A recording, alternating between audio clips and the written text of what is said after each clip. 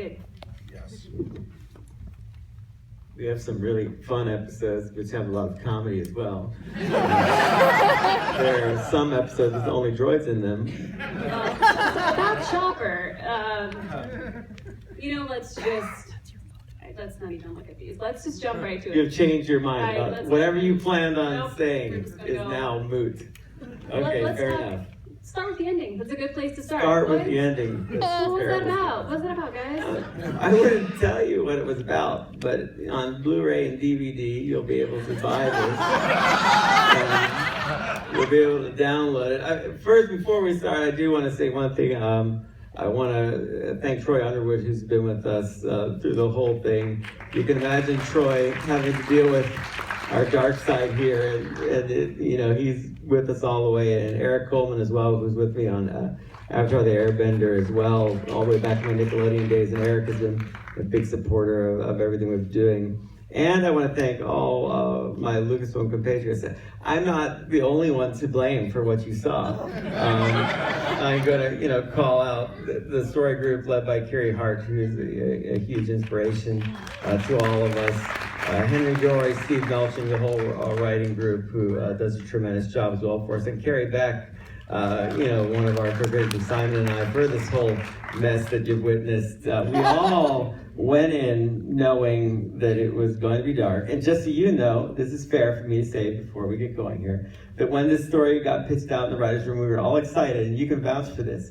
I was sitting there and I said, look, I have to say this. I know it's really exciting to pitch this really dark stuff, and it sounds great here in the writer's room, and it's awesome, and it's powerful, and yet a year from now, you're going to be in a theater with a bunch of kids and family and a good Star Wars feeling, and it's a totally different thing because the dark side is intense, is the cautionary tale here. And I, got vetoed, so I've made it dark and scary for you. But it's Darth Vader. You're not going to get like sunflowers and Jawas when Darth Vader shows up. So be careful what you wish for. Now you may proceed with your Inquisition, but I had to get all that out of the way. Kevin Kiner, my composer, did a wonderful job as well, I think. Kevin Kiner is fantastic. There's so many people, but anyway. Okay, I want to know first who was cheering Darth Vader when he came on the screen, because we got to look out for you guys. Dangerous people. So let's talk. I know, some of the best things in Star Wars are mysteries left for fans to interpret. But answers are kind of nice too. So you can choose your own adventure here, but talk a little about the ending and Ahsoka's fate. Gosh, Dave, you should answer all the questions. I roped you in. There's no going back for you now. We talked about this quite a bit, though. We talked about it. I'll rewind all the way, and maybe this will be a way to avoid the answer. Rewind all the way to when we talked about actually whether or not to bring in Clone Wars characters to season 2, and what that would mean to the show. And one of the sort of responsibilities we felt was if we were bringing in these huge characters, we'd have to give them really dramatic arcs. They would have to have as dramatic stories as our main characters, and certainly this, at least ending for now, was something that we talked about throughout the process of working on the season, and knew we were going to end this way this season. Yeah, with Vader, again, you can't bring Vader in to challenge Ezra and Kanan. He's just not going to be that interested in him. You had to have a character that he was personally invested in. And once we had a personal story that would be the foundation of it, it made a lot more sense to tell the story. Plus, Ahsoka could interact with Ezra and Kanan, and you kind of get a more complete tale. Because this season, we wanted to challenge Ezra with the dark side and what that window is now that he's accessed some sort of power. Danger comes with that. He has to be responsible with that power. Will you use it for yourself, or will you use it selflessly? That's always the big question. So along the way, we get to kind of deal with some old characters and see how they are dealing with these same issues along the way. And I told Simon early on, I said, I don't think for the last 2 minutes or so of this episode there's any dialogue. Well, that's actually, I think when I wrote the original draft of this, I wrote it with scenes, with dialogue, and then you took it and you sent us, all the people in the group, a piece of music that isn't a piece of music, obviously, but it was a classical piece of music. It was right? more Choral. depressing. Yeah, it was. and it was your idea to make it all nonverbal and musical, which is 100% the right way to go. Also remember, and I don't know exactly if this was the moment of inspiration for this, or it was just the first time I saw an image of it. We were all sitting around a table, and you drew, Dave will draw images as we're working on story. And it's not that he's not paying attention, it's just that he likes to draw. And you drew an image of Vader's split mask, or helmet, which was, I thought, like, one of the most compelling images I've ever seen in all of Star Wars. And it ended up in the show. But I do remember when you were actually just doodled it during a meeting.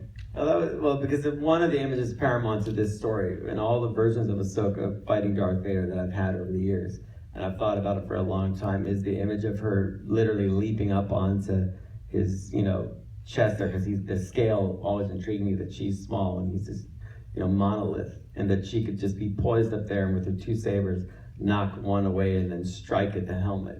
That was always something that lasted year after year after year. And sometimes she died, and sometimes she didn't die after that course of events. So, and I was telling Kiri and Simon about it, and I said, I saw this image, and Kiri's like, well, let's do it. And I was like, oh, wow, just that easily, let's just do it. So, and then there it was, and I thought it turned out pretty good. I like that moment. And speaking of the dead or alive, if she were to check a box.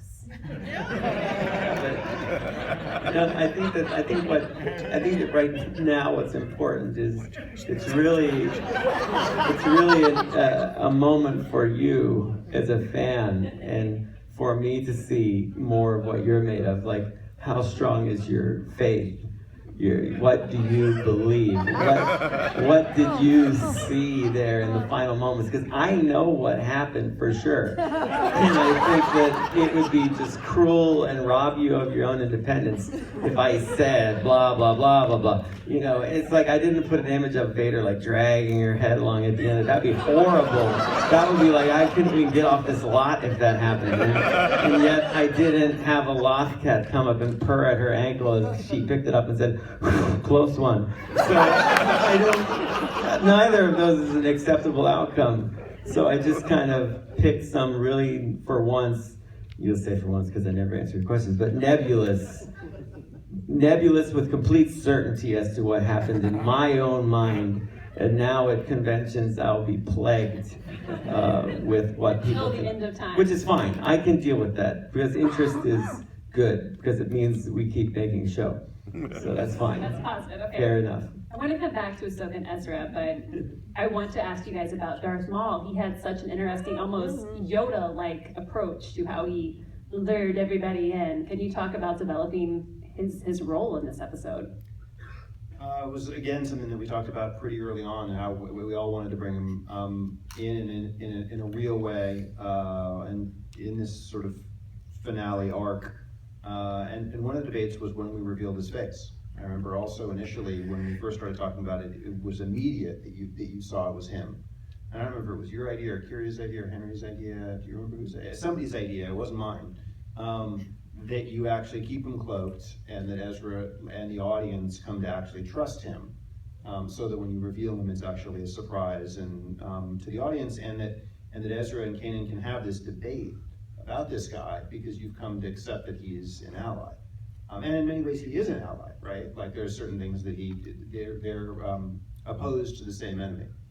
But at any rate, yeah, we wanted to make him feel like he could potentially be a master in the episode. Well, cloth is a pain in the butt for us. Technically, we have a very limited amount of cloth sim that we can do. And when you have Vader, cloth is an absolute. He has a lot of cape, sure. His cape is simmed, and Maul's hood is kind of pinned more on a rig. So that defines a lot. Like I would love to do a lot of flowing clothes and arcing cloth, but we just can't do it. So we have to design the characters design team to kind of fit the story we're telling and still be believable. But if you remember, there was a really, really ultra fan, uber nerdy beginning to this story arc. which was Ahsoka wasn't even in it, and we were trying to devise, you and I were very hot on this idea that we were going to do an episode from Vader's point of view, and he was hunting people, and you would think it was a crew of the Ghost, and only at the last moment would it be revealed that he was actually hunting Darth Maul. And then you and I were like, it'd be Vader versus Maul. And it was like, yeah, that would be great. And then, but then it was so just like self-serving, like roll of 20 stuff that we just couldn't. And the like, Ahsoka story. You just made that so much nerdier. Yeah, it just became so much more compelling to say, but if it's Ahsoka, and then slowly but surely it dwindled away. And then I had a follow-up meeting with you after the first version of the script that I read. And remember, I was telling you, gosh, we have to eliminate this person, eliminate this person, blind Kanan, like all this stuff. And I'm like, each one of these things is going to take so much time. And I was like, I need everybody out by Act 3. Everybody out of the pool. I'm like, I only have Vader and Ahsoka to deal with to even resolve that, because it's only like a 7-minute act. So any prolonged lightsaber fight, all of that gets apportioned, like how much time I have to tell the story in 42 minutes. You know, in a longer format, all those beats would be stretched out longer, you can imagine. But yeah, it was one of the interesting panic moments of there's too much story in this short little time. Yeah, that could have been a 2-hour finale. Yeah, easily. So let's bring out a couple more faces. Come on out, Ashley Eckstein and Taylor Gray.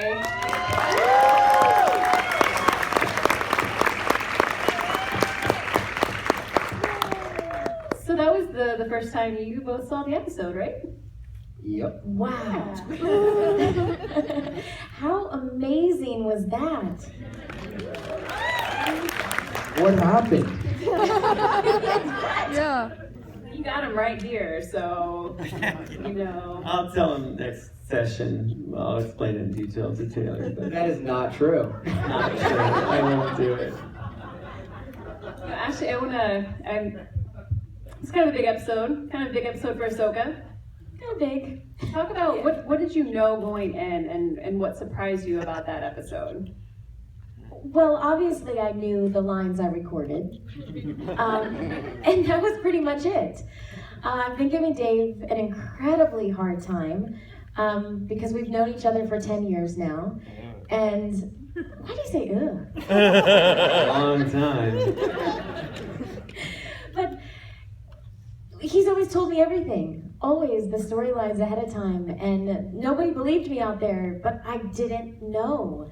And wow, I don't even have much to say. I'm still processing it. It was so beautiful and so amazing, and I do have a million questions, which now that I've seen it, you have to be forced to answer. Kind of. But see, you couldn't know what happened because Ahsoka didn't know what was going to happen to her. So if you knew what was going to happen, it would make your performance false. So I couldn't tell you ahead of time that which would happen to you. It doesn't make any sense. But now we can all know. I can tell her, but we won't tell you. Unless, of course, she is truly dead, which is there's nothing more to tell. Because she wouldn't know that she's dead. So she must be dead. I don't even know what to do with you right now, Dave Filoni. I've been up since 4. I'm on. All right, well, let's switch it down to Taylor. Ezra has had quite the arc this season, becoming more and more powerful, getting tempted by the dark side. Talk about him partnering up with Maul and what you think his future holds. Well, I just asked Dave a question when we got back there. At the very end, he's holding a holocron, and he looks up, and I think his eyes went red. No?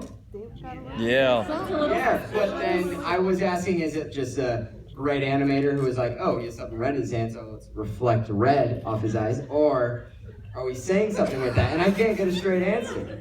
I'm shocked. You know, what's great is you should have seen he had to stand between Freddie and Sam to record his lines. And Freddie knows a lot about Star Wars, and Sam knows everything about Star Wars. And I know a ton about Star Wars. Right, yeah, and it's like playing out before my very eyes as Whitwer's just coercing Taylor over to his side. You know Whitwer. And if he was here, that'd be crazy. But I thought Sam's performance was great. He is really something else as Maul. And you guys played off each other really, really well. So it's just interesting to see you guys all just being who you are. You couldn't be anything else. It's interesting. fascinating. No, I would say, Taylor, your performance really convinced me. I'm like, oh, maybe, you know what? Maybe Maul's okay. I should know better. Maybe. Yeah. And I want to talk a little about Maul, and any of you can speak to this. I feel, he's bitter towards the Sith in a way that I don't think necessarily Ahsoka's bitter towards the Jedi, but they both walked away from their previous lives. Yes. What sort of parallels do you see between them? Well, he's red and she's orange, and it's very parallel. Similar. I don't know. I mean, it was an interesting thing. It was almost like a side thing that you kind of realize along the way that during Clone Wars we'd gotten away from just being absolute about you're either a Jedi or you're a Sith. And there were people that were disenfranchised, adventurous among them, that kind of lost their path and lost their way. And those two characters, Ahsoka and Maul, had come together in a more final story that we didn't get to finish on Clone Wars. So you can see hints of that in their dialogue, where the two of them talk as if they'd met before, because indeed they had. And it was a very important moment in the timeline of Clone Wars that those two characters crossed. But yeah, it's all about the way Maul would digest what happened to him and throw it into the realm of, I need to seek revenge. And Ahsoka would take it and not make it about that. Like, she doesn't want to believe, I'll give you something here. She doesn't want to believe that Anakin would be capable of becoming Darth Vader. And when we were talking about the possibility, George and I talked at length about Order 66 and Ahsoka and what happened. And we had it all figured out. And one of the biggest things, one of the key elements is that her whole life, once she's trained by Anakin, when she's at peace and calm and looks into the Force, she can sense the presence of her friend. And this is something that occurs. When tragedy strikes someone, you'll read an article about someone that tells something bad happened to their parent or their sibling, and they call and something's happened. So you have this connection between people.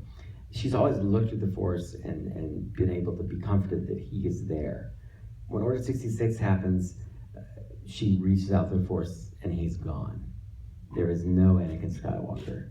So just like there is non-existence of so many Jedi, she assumes he's dead. So when she encounters Darth Vader at the beginning of Rebels Season 2, she looks into this dark void, and at the center of it, she gets hit by something that's so familiar, it's overpowering, that it just shocks her back and she goes unconscious. Her unconscious mind is completely aware that Darth Vader is Anakin Skywalker, but her conscious mind can't handle it. She just cannot accept that truth. So she spends the whole season basically coming to grips with that fact, which we see in the Jedi Temple, that this is the truth. Once she understands the truth that Darth Vader is Anakin Skywalker, she is faced with the same problem Luke Skywalker faces, which is Luke says, I cannot kill my own father, and she cannot kill this person that was her dear friend. She cannot do it, but nor will she leave him and abandon him, as she feels like she did before, because she feels guilt. Because if he became this terrible dark person that's done all these horrible things, she feels like she is in part responsible because she could have been there and prevented it. That's not necessarily true, but tell her that. So those are the type of things she's dealing with, and I've drawn a lot of parallels to the writers between what Lancelot feels guilt-wise for the betrayal of Arthur and the kingdom there, anything with Parsifal or Galahad, like these type of knights that do great deeds, but they become scarred. And this is Ahsoka's problem. Also, I've spoken at length about Gandalf. So if you want to really understand Ahsoka in this time period and what's happening to her, you could read Lord of the Rings, but you've probably seen that, but you should read it. But get the book on letters that Tolkien wrote, where he explains in detail more of the things that are really going on under the surface of his characters. And I used a lot of that extensively to inform what's happening to her. So that's some good stuff there. And people might have to go read, which is always a good thing to do. So Ahsoka the White's going to show up at the Battle of Rohan, is what You're thinking more along the lines of the truth now. But you must understand what that would fully mean for her, which would be interesting, but we don't know. I mean, I don't know. It really depends how many seasons we get. What you really want to talk to is Gary and Eric and Troy and say, I sound like a pledge drive on Public Channel. Let's keep making this show. Gosh darn, that was some dark stuff, but I'm still there with you. But let's have some fun episodes, and we will. Lots of fun, more Chopper.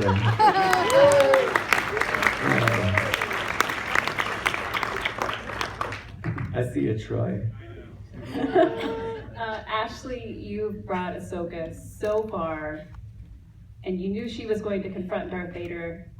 What was it like, I guess, to record, even recording, going back a couple episodes, recording with Matt again as Anakin? Can you talk a little about the emotions involved? Yeah, well, now is probably when I get a little too emotional and Dave says, Ahsoka's not that emotional. But I think, recording with Matt, honestly, I thought those days were done. I mean, I really didn't think I'd ever get to record with Matt again. And so to get that opportunity to record with him was truly a gift.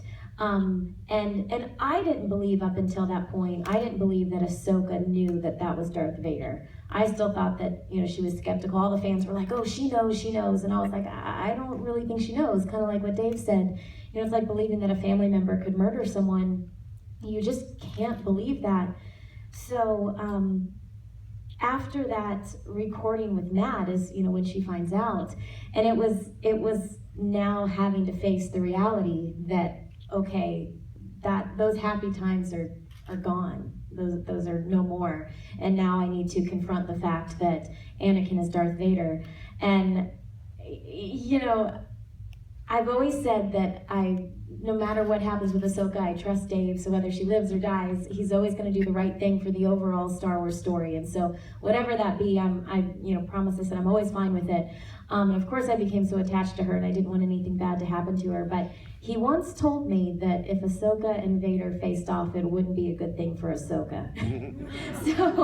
And that was several years ago. And so I always had that in the back of my head. It's like, okay, I trust Dave, I want her to live, but it's not gonna be good for Ahsoka. So I was just so nervous. And then I would get photos on my phone of Ahsoka with her head chopped off.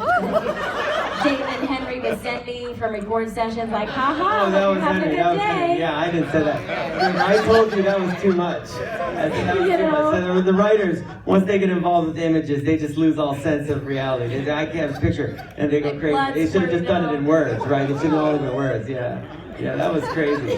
Man, that was weird. Ooh, weird. Ooh, weird. You are quick to throw I think that, and this might be the truth. That's a terrible way to go into this. But, I think Matt Leonard's the only one that knew what happened. Because I thought in my mindset that I found it really compelling that I could tell him what happened and you not know.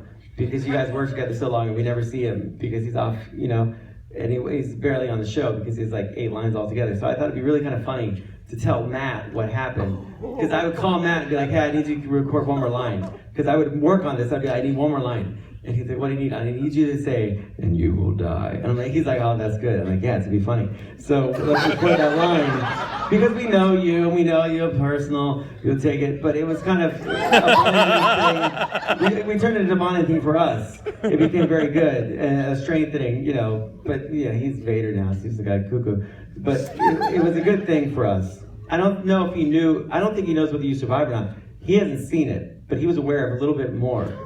Because Vader, Vader knows a lot, so it makes more See sense. where I am on the pecking order. No, it's fine. You're fine. You're like the whole thing and the lightsaber. You fought Maul, you fought Vader, look at all the speeches you fought. So I want to know, am I reprinting the Ahsoka Lives t-shirt? I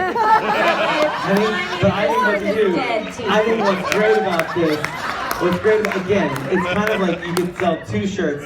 This is what I do. I help her out all the time. But what you do is you sell this shirt for like the optimist, right? And then you sell a new shirt, and just all you have to do is to take that design and add a question mark. And that's all you have to do. It's a really inexpensive thing. You can even take like back stock you have of additional shirts that can't sell, and you could just like boom, put a question mark on it, and it's a whole new shirt. It's a brand new shirt.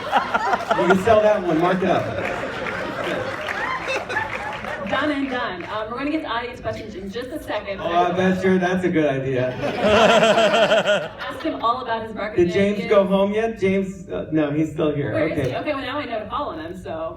But I want to ask Taylor, I want to ask you another question first.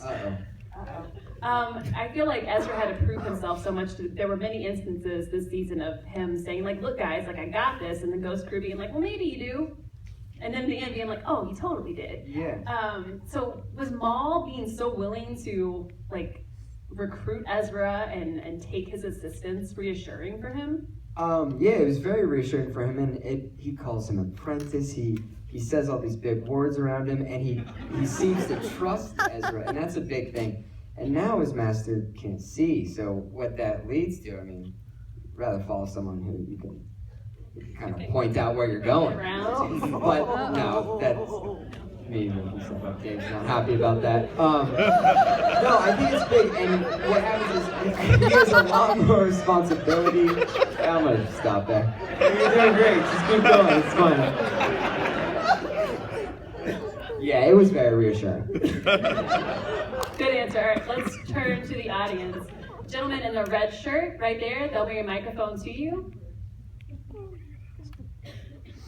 Thank you all for coming. This was spectacular. You all truly make up Star Wars, so thank you.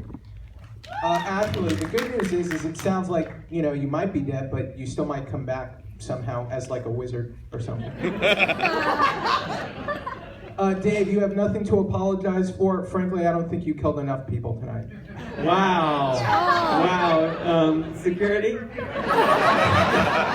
He was one of the guys cheering for Vader, I can tell. Yeah, I could tell. Yeah. My question is, the Grand Inquisitor, when we saw the vision of him in the Jedi Temple, will we learn more about this character possibly having been a Jedi or possibly a Sentinel, or was this perhaps the Temple playing tricks on our minds? Thank you. I can answer that question. The answer to that question is the Grand Inquisitor was a Jedi Knight. The Grand Inquisitor, Pablo Hidalgo and I have been debating which one he was, but he is one of the temple guards that arrests Ahsoka when she is accused of treason against the Jedi Knights. And he is also one of, more importantly, temple guards in Clone Wars that is with Anakin when he fights Barasafi and arrests Barasafi for treason. So he is one of the two guards, I believe, that escorts her into the giant courtroom where Palpatine is overseeing everything. So he hears Barris's complete speech about the corruption and the state of the Senate and the Jedi Order. And that is kind of like a seed that gets planted in his mind about she's right. And when Order 66 comes out, he further realizes how right she is about all of the corruption. So it was like the beginnings of his descent into the dark side. And what he's warning Kanan about in this apparition, which is kind of a consciousness that's within Kanan. Kanan, and we talked a bit about this at the end of season 1, Kanan unconsciously regrets that he doesn't try to save the Inquisitor. He has no reason to do so, because the Inquisitor never shown him that he's going to be kind. But it doesn't mean that as a Jedi, he still shouldn't extend his hand to like do the selfless thing and save life, period. So that's why that vision is talking to him. And through the Force, it's giving him a bit more knowledge about who this person was, warning him that, you know, you are all susceptible to this. Someone was asking me, you know, is Ezra susceptible to the dark side? I said, yeah, of course, everybody is. Like, everybody is. You don't have to be a Jedi or a Sith to be susceptible to the dark side. The dark side can be, you know, one of the politicians in the Senate that seizes things for his own greed and own power. It can be, you know, Hera, she decides to be a TIE fighter pilot and rip things up and do things for her own. When you make it very simple for yourselves in your storytelling, if you're being selfish and self-motivated and doing things to gain power for yourself, evil, Sith, selfless, you know, for others, even sacrifice your own life to be more powerful than you could possibly imagine, Obi-Wan Kenobi, good. The Jedi in the Clone War, unfortunately, are far too to the center, and that's why they fail, and that's why they lose. So there's that full-on answer for you. You got one. Okay, let's look right here in the front, right there with the. Are you wearing Sabine? Is that where you? Yes. Okay, so the third Inquisitor, I was really curious about what kind of species he was. since they never. I can answer this too. Oh. You love when I have to answer the question. Circle gets a square. Well, you're going back if you get, you're with me on that joke. What I believe that species is, and this is a deep cut, look in your character encyclopedia, he is a Turellian Django jumper, which is I know, it's a real thing, trust me. I'm not even making that up. I remember because I'm like, that is a weird name, George. But she was featured, I think, like Cassie Cryer or Ione Mercy, I think Cassie Cryer from the Clone Wars was this little pair of thieves, and they stole Ahsoka's lightsaber. And he is the same as that. And they're acrobatic and can jump on all kinds of things. You see the weird toes and hands, and so I believe that's what he is. Maybe, I never asked him. Let's say it is. Right there on the right in the gray hoodie. Hello. I have two quick questions. First off, we saw a cross-carved lightsaber there. Can you talk? Is that a Jedi's lightsaber? Is that a Sith lightsaber? And the other question is, this episode seemed a little bit influenced by Indiana Jones. There's an artifact, there's a temple, can you talk a little bit about that as well? The Indiana Jones one I'll take, I guess. It's easier. Less controversial. I'll let you handle the controversial ones because you have an amazing way of actually deflecting and yet making it feel like you gave the answer. Because it's amusing. Raiders is a I think for a lot of us the second or third favorite thing we had growing up after Star Wars. And it was something that we talked about when we were developing it and imagery that we would reference. So yeah, it was very much a conscious referent for us and an opportunity we thought for the first time in the show to do a slightly different genre in a way.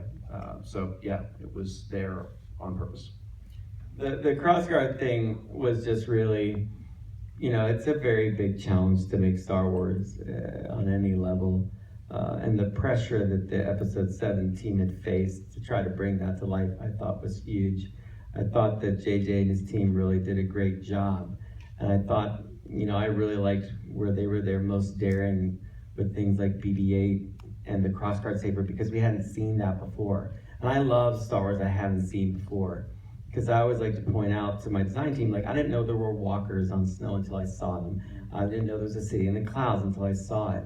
Empire Strikes Back did not try to just be A New Hope, and neither did Return of the Jedi. So I loved those elements in those movies that they did. They came up with this lightsaber that caused this big stir among fandom, and it's always great when something does that. And Kylo Ren was really fascinating to me because he seemed to be a student of history, especially Sith history and Jedi history. And I asked Kiri Hart if I could put a crossguard saber among the artifacts in the ruins of this temple. And she went to Kathy and asked, and I said, I really just want to put it in for one shot as a nod to those guys for the tremendous achievement that they were making and this kind of unique saber. And that, thousands of years ago, there were some other Jedis that had it. So it absolutely was Jedi. Because I have seen double-bladed sabers that are Jedi and double-bladed sabers that are Sith. And I don't think there's many things that one of the groups invented that the other didn't try. And I think it's a certain type of discipline and trying to figure out why you would use that saber and why it was abandoned. All types of swords have been developed over history and abandoned for different reasons and techniques. And then I was, we put it in the trailer and, they were like, oh, you put this in the trailer, they're gonna think Ezra uses that. I'm like, it's not my fault. I can't help that. I'll give you another strange reference point that I used. This is how my mind works, it's very, whatever, but I was telling Gilroy, I was breaking down this episode visually in the second half of it. I was trying to say, how are we gonna figure out how each of these things plays out structurally for me? I need a beat here and a beat here and a beat here as each thing escalates, because it's a lot of things to juggle. And the diagram, I would do a lot of visual diagrams for the team to follow when we're storyboarding and everything. The diagram I drew them was actually Donkey Kong. Because I was like, we have a pyramid shape which has levels. And they go up. It really has to work on that simple of a level because there's so many moving parts what I'm getting at is your audience has to track it visually. And if you can't give them something to grab onto that makes sense very clearly, they'll get lost in the geography. A lot of movies you probably go and see on the weekend, you enjoy a lot less because you just can't tell where the heck people are. And where they are in relation to one another defines a lot of times the tension you have in the scene. The tension is everything. So you think of Luke in the trench. He is in a trench, and he's going to hit that mark.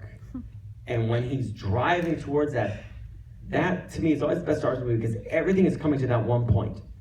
Everything is driving towards that, and you know exactly how it's going to work. You know exactly how it's going to fail. And right when it looks like it's going to fail, a voice of a person you thought was just dead goes, "Use the Force." You're like, "Oh my gosh!" And everybody jumps up like, "This is going to work!" If you do that, and we are chasing that moment in Star Wars, trying to we want to get you to that point. And so I use these type of little visual cues in Donkey Kong. So there you go. Let's talk a minute actually about that Sith temple, because I believe that's maybe the most amount of time we've spent exploring is certainly the inner structure. Can you tell me what influenced the design and the look of the temple? I was obsessed with light. The light and the dark had to be in everything about this episode. So there's a couple things. And I was diagramming. I was sending you drawings. I was doing all these drawings and sending to Tom. I'm drawing this, and maybe you put something here. And I like to see what he comes back with, and then I'll draw, oh, that's cool, and I'll draw something off that. And I try to do that for the writers when I can, just to give them images to feed off of. But I wanted this kind of Dante's Inferno kind of concept where there's like the sky, right, which is the light, and the heaven, they descend through the clouds, and they reach like a plane of glass where you see their inverted reflections in it, and you don't realize that is hollow. When you crack that, you fall through. And then I was really interested in this idea that what became the light sky became darkness and stars, but it's actually beyond. It's like that old way that the Greeks looked at the sky and thought there were pinholes in the sky, in the night sky.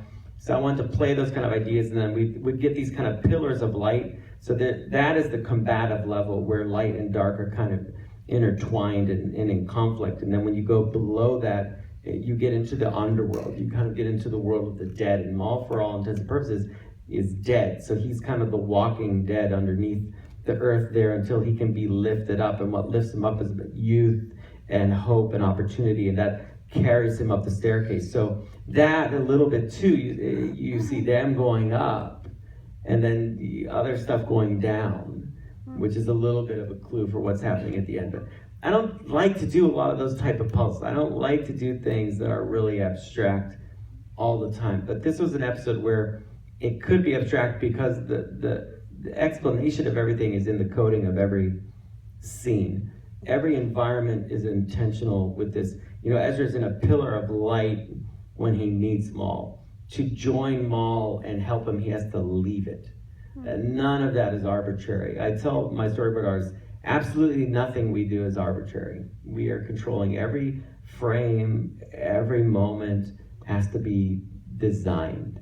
And so the team does a great job at thinking on that level. And for Kevin too, once he can see those images and the interplay of light and dark is going to affect how he writes the music. And we would have a whole session just on the music and the sound design of that temple, which is really brooding. So we would know when we needed music to reinforce and when we needed to just be empty and put you really in that place. So one place you can use that, I'll give you two examples quick because I know we're short on time. When the female Inquisitor dies, you go from an intense moment of music to absolute nothing in reality. So when it hits her, it hits you with impact because there's no music. It's just sound, and she falls, and it's like being shocked into reality. So there's a big thud there. When Kevin did this great thing in the music where Ezra is ascending on a pillar and the music is descending against him. So again, we have this interplay of ascension and descension, always playing. It's like those little escalators you see the bulldog on in Tom and Jerry cartoons, going up the escalator, someone else going down the escalator. That used to mess me up as a kid. Remember those weird episodes of the bulldog where they go to hell and you're like, what is this? This is terrifying. But cartoons can do that. Animation can do that. That's probably why I made this whole episode. It's probably not my fault at all. It's in my subconscious from those old cartoons. Because those are some intense things. But Animation can really do anything. It's just a medium. It's like using a pencil or a Sharpie or oil paints or watercolor. And I think not often enough are we asked in our animation world to do things that are sometimes a bit more epic and serious. We got into it in Airbender, which I liked a lot, but it's hard because, thank you. But there aren't a lot of jobs in animation where you get to do these type of stories and movies. And we have brilliant comedy people, I mean, just unbelievably brilliant.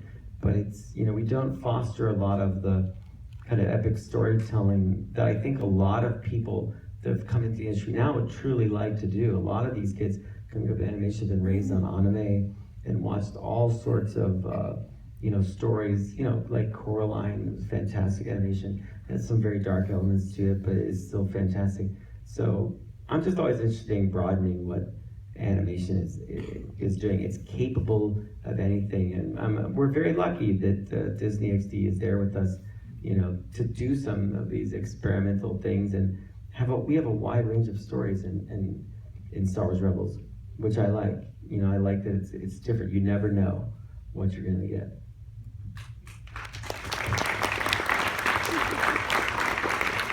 Start back out to the audience. There in the middle, I think you're wearing red. I think your names might be James also. Oh, Clancy. Clancy, help me. Hi, James. Hello, Dave. How are you? So, when I heard Malcor 5 specifically, I thought, oh my god, Starforge, oh my god, Revan, oh my god, Malik, oh my god, non-canonical material.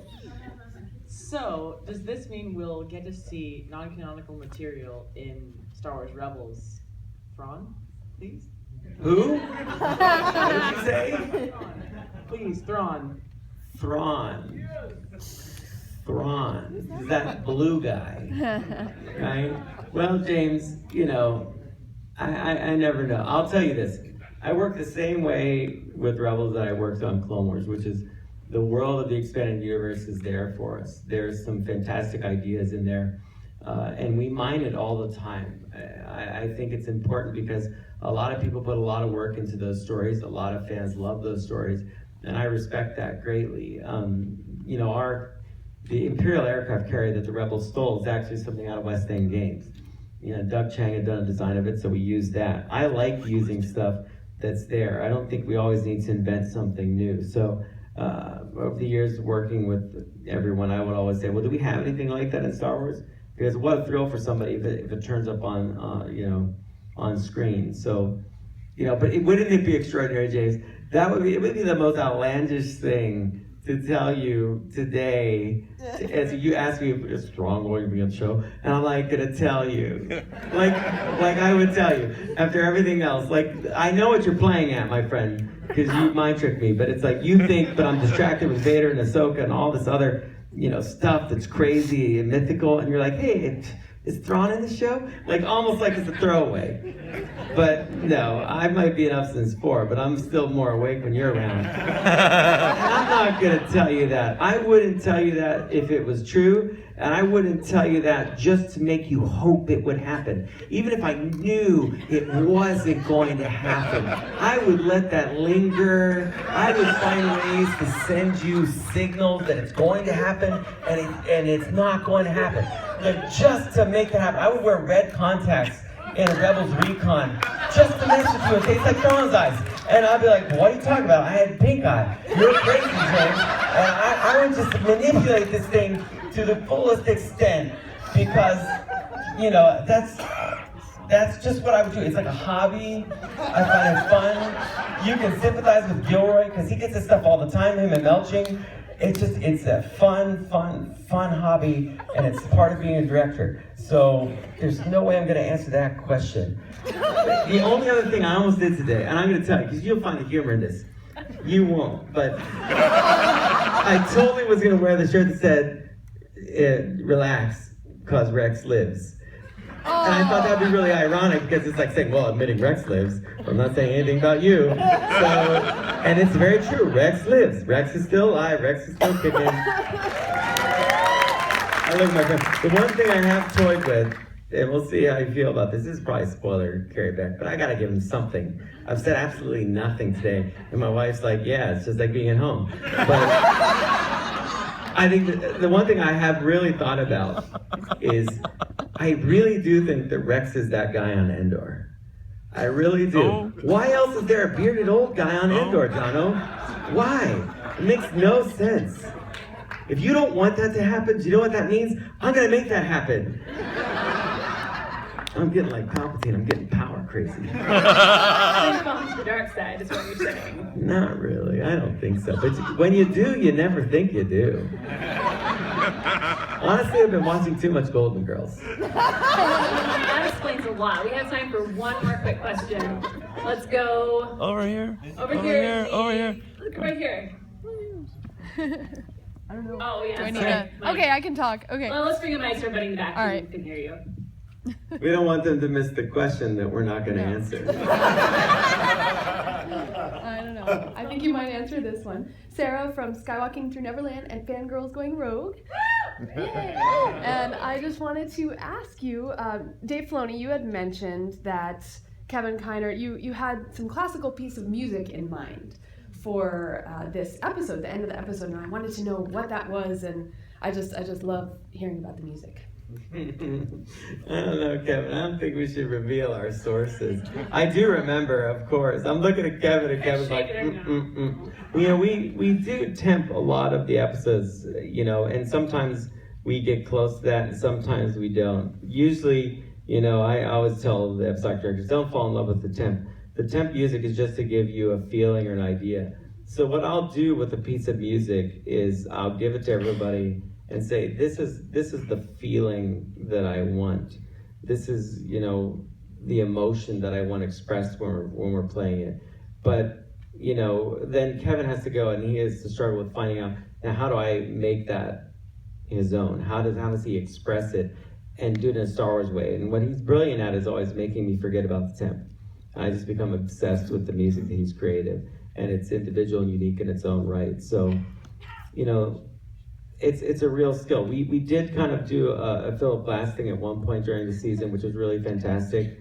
Something my dad he's a big opera person, and so growing up in my house, he had these huge speakers, would listen to opera all the time, and you know, so what's important if you're working with a composer is you need to have kind of a little index of music that you've listened to. You have to be able to talk their language.